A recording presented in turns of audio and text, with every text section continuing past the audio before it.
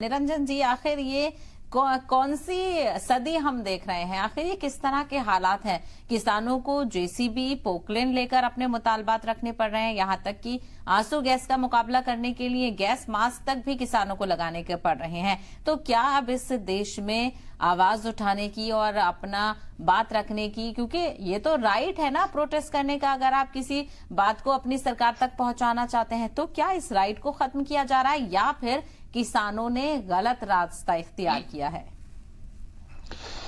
देखिए साहिबा जी, मैं इससे इतर आपसे एक बात करूंगा यहाँ पे, और वो ये है कि आपको पता होगा कि जो पंजाब है वो हमारे देश का बहुत संवेदनशील राज्य है। संवेदनशील राज्य इसलिए कह रहा हूं क्योंकि सीमावर्ती राज्य है, और आपने देखा होगा कि जम्मू कश्मीर के बाद में पंजाब सदा से आप ये मान के चलिए अस्थिर करने का प्रयास किया गया है, यानी कि तमाम विदेशी जो ताकतें हैं उनके द्वारा। अब मुझे एक चीज समझ में नहीं आ रही कि अगर मान लीजिए ये किसान हैं तो सरकार ने इनके बारे में जिस तरीके से 2020-21 के अंदर एक बहुत बड़ा आंदोलन हुआ और लगभग 13 महीने तक किसान सड़कों पे बैठे रहे, यानी कि बॉर्डरों को घेर करके बैठे रहे, उसके बाद में भी सरकार ने इनकी संतुष्टि और इनकी मांगों के ऊपर यानी कि कुछ ऐसा मैकेनिज्म क्यों नहीं तैयार किया कि भाई जो सर्व विदित हो, सर्वमान्य हो, पहली बात। और अगर मान लीजिए जिस तरीके से कुछ लोग या कुछ वक्ता आकर के ये कहते हैं कि ये तो खालिस्तानी है, ये तो अलगाववादी है, ये तो उग्रवादी है, या ये तो समझ लीजिए कहीं ना कहीं अशांति या समाज के अंदर विघटन पैदा करना चाहते हैं, अगर ये चीज है तो मुझे एक बात बताइए कि सरकार के पास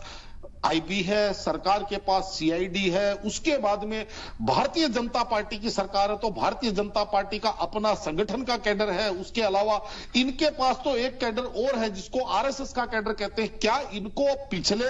क्योंकि इतना बड़ा आंदोलन और इतनी बड़ी संख्या और इतना बड़ा सामंजस्य और इतना बड़ा संसाधन, आप ये मान के चलिए एकाएक ऐसा नहीं हो सकता कि कोई रात को सोचेगा और सुबह इस चीज की व्यवस्था कर देगा। इन चीजों के लिए महीनों लगते हैं, इन चीजों के लिए बहुत बड़ा कोऑर्डिनेशन होता है। ऐसे इतने बड़े आयोजन के लिए आप ये समझ लीजिए बहुत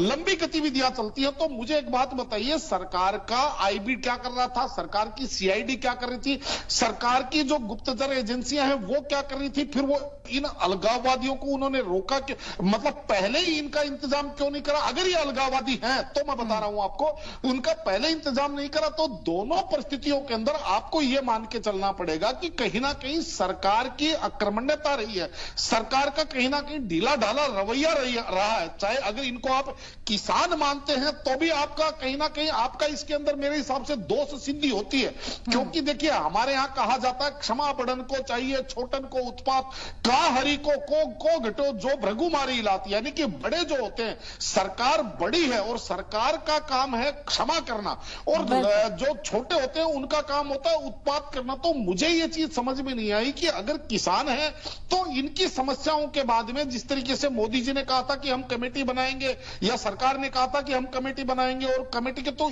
उसके अंदर किसानों के भी नुमाइंदे बिठाते। अब जब 2 महीने से 2.5 महीने से इस आंदोलन की एक रूपरेखा तैयार हो रही थी, सरकार को भी इस बात का पता था कि आंदोलन की घोषणा हो चुकी है कि भाई हम लोग जाकर के बॉर्डरों के ऊपर बैठेंगे, इन्होंने तिथि भी निर्धारित कर दी थी, तो सरकार ने उससे पहले इनसे वार्तालाप क्यों नहीं करी? यानी कि ये जमघट बनने से पहले ही इस बर्फ जमने से पहले इसको क्यों नहीं इसको चेता गया? और अब जब ये हो गया है तब सरकार, जिसको कहते हैं ना कि सांप निकलने के बाद में लाठी पीटने वाली बात है, तो देखिए कहीं ना कहीं मुझे ऐसा लगता है कि इसके अंदर सरकार का या तो आप ये समझ लीजिए सब चलता है वाला नीति रही है, या सरकार कहीं ना कहीं केवल और केवल चुनावी मोड में रहती है। सरकार को जनता के, क्योंकि इसके अंदर केवल किसानों की तकलीफ दिख रही है आपको साहिबा जी, इसके अंदर उन लाखों लोगों की तकलीफ आप उनको भी महसूस कीजिए जिनकी सड़कें बाधित हैं, जिनके काम धंधे बाधित हैं, जहां पे ये अभी ये जो माहौल चल रहा है वहां पे अशांति का माहौल है, लोग कितने डर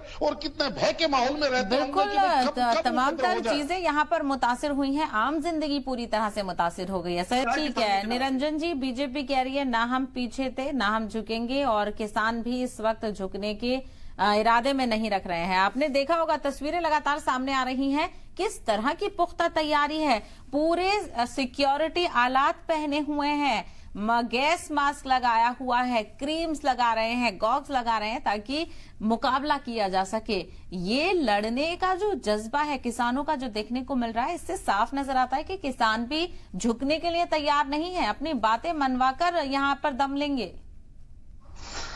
देखिए शहबाजी, एक समय हुआ करता था कि जब हमारे देश के ऊपर अंग्रेजों का शासन था, यानी कि सरकार के रूप में अंग्रेजों की एक समझ लीजिए पूरी की पूरी शासन व्यवस्था थी। तो उस समय जब हमारे यहाँ जनता और सरकार के बीच में टकराव होती थी, वो टकराव समझ में आता था। लेकिन आज की तारीख में अगर मान लीजिए स्वदेशी सरकार है,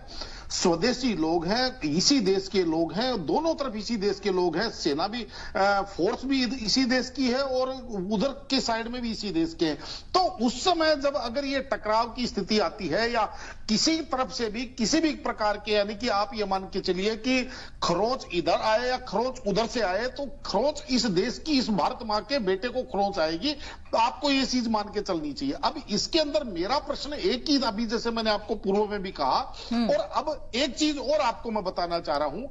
कि अगर कोई ये कहता है कि किसान हठधर्मिता कर रहे हैं, किसान जो है वो किसी चीज के, किसी के उकसावे में है, किसी के बहकावे में है, तो मुझे एक चीज बताइए। सबसे पहली चीज तो ये है कि आज तकनीक इतनी उन्नत स्थिति में है साहिबाजी, जितनी भी जो सरकार के नुमाइंदों से मीटिंग होती है, उन मीटिंगों का लाइव टेलीकास्ट क्यों नहीं किया जाता? उन मीटिंगों के अंदर लाइव टेलीकास्ट करके बैठिए, और जब वहां पे सरकार के नुमाइंदे किस भाषा में, किस तरीके से, किस प्रकार की बातें कर रही है, वो भी आम जनता देखेगी, आम किसान देखेगा। क्योंकि उस मीटिंग के अंदर सारे के सारे किसान नहीं जा सकते, यानी कि जो आम किसान है वो उस मीटिंग में नहीं जाता, किसान नेता केवल जाते हैं। और अगर वहां पे किसान नेता कोई हठधर्मिता करते हैं, कोई बदतमीजी करते हैं या इस प्रकार की बात करते हैं जिससे गतिरोध बना रहे, तो उनका चेहरा एक्सपोज होगा। मुझे यह बात बताइए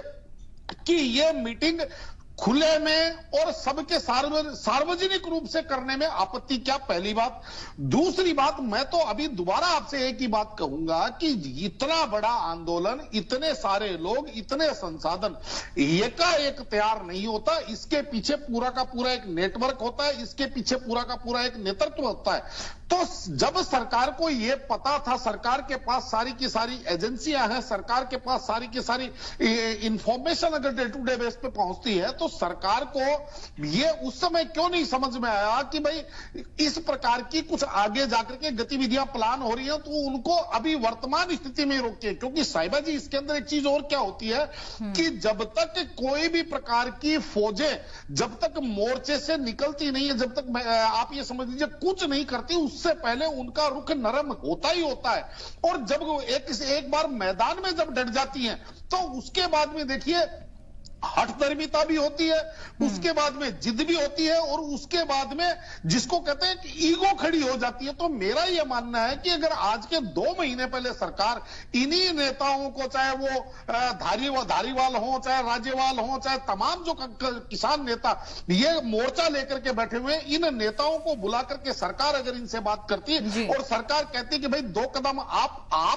पीछे जाइए, 2 कदम हम पीछे जाएंगे, और हम एक अच्छे वातावरण के अंदर बैठ करके हम एक बीच के कोई रास्ता निकालते हैं, तो मेरे हिसाब से ये संधि जो प्रस्ताव सरकार ने अब दिया है 3 दिन पहले, वो प्रस्ताव अगर आज के 2 महीने पहले बिना आंदोलन के दिया होता, तो मेरा ये मानना है कि यही जो जत्थेबंदियां है, ये उसको निश्चित रूप से स्वीकार कर लेती, क्योंकि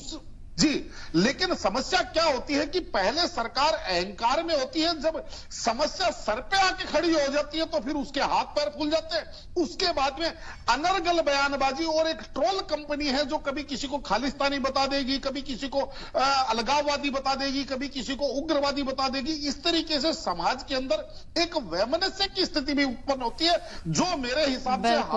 बिल्कुल। और कहीं ना कहीं किसानों की तरफ से लगातार कहा जा रहा था कि सरकार से मुतालबे किए जा रहे थे, और ये टकराव कितने दिन तक जारी रहता है। आप सभी मेहमानों का बहुत शुक्रिया चर्चा में शामिल होने के लिए, अपना कीमती वक्त देने के लिए।